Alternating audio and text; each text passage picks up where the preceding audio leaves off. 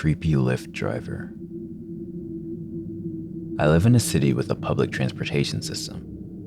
They have been extremely short-staffed, and more often than not, you have to call just to make sure your bus is even coming. On weekdays during business hours, the public transit operator will order a Lyft for you to get to work if your bus isn't showing up or if they're short a driver. Tuesday, I'm at the bus stop after checking multiple times if my bus is coming, only to find out that it wasn't. They ordered me a Lyft, and this nice older gentleman was my driver. We had a casual conversation, and he started to ask personal questions. I'm a bartender, and I'm super friendly already, so I didn't think his questions were ill-intentioned. I told him that I'm not married and that I'm pretty much a loner. I basically go to work, go home, and spend time with family. He then says, "I'd marry you in a heartbeat." Again, I'm just thinking he's being funny or nice. I asked him to drop me off downtown at a store so I could pick up a few things I needed for work. When we arrived, he said he was joking and that he's married and has a son my age. He asked me if I was maybe interested in meeting him. Since I have a terrible track record, I figured it wouldn't hurt meeting someone outside of my circle. So, I gave the man my number and we parted ways. The next morning, he texted me and asked if I needed a ride to work.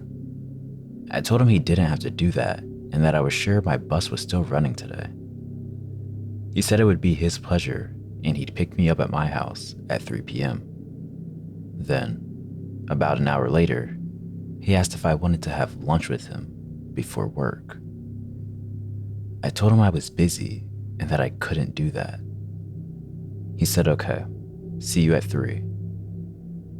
He shows up at 3 and lets me know he's outside.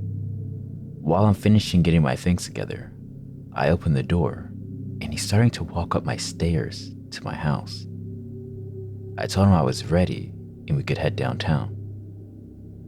When I get in the back seat, he turns around and says he has a confession.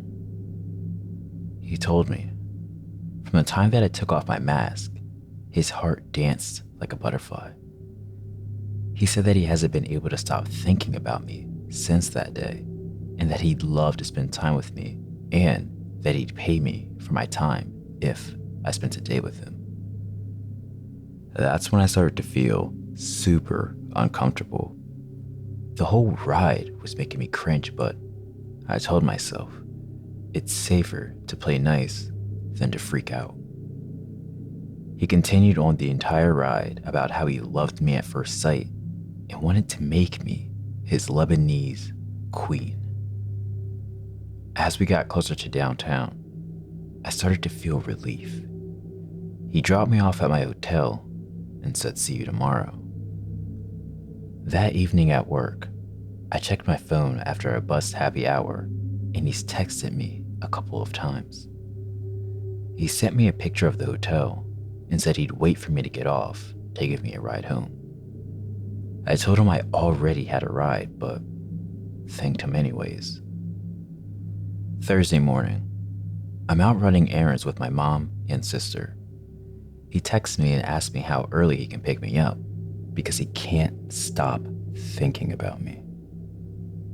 I asked him to stop and that I was with family. He continues to text me all day evening, begging to see me, telling me his heart is aching to see his Lebanese queen. I just kept begging and pleading him to stop. Friday morning, shit hit the fan. He tells me he loves me no matter what. He told me he told his wife about me and that he's in love with me and wants a divorce. I told him to not do that and it wasn't right to treat his wife that way. He told me it wasn't my fault. They were drifting apart anyways. And then he said he's picking me up for dinner at 5:30 and he's not ticking no for an answer. I ignored the messages during the day and just tried to enjoy my day off. Around 5:25, my video doorbell rings and he's standing on my porch for at least 15 minutes.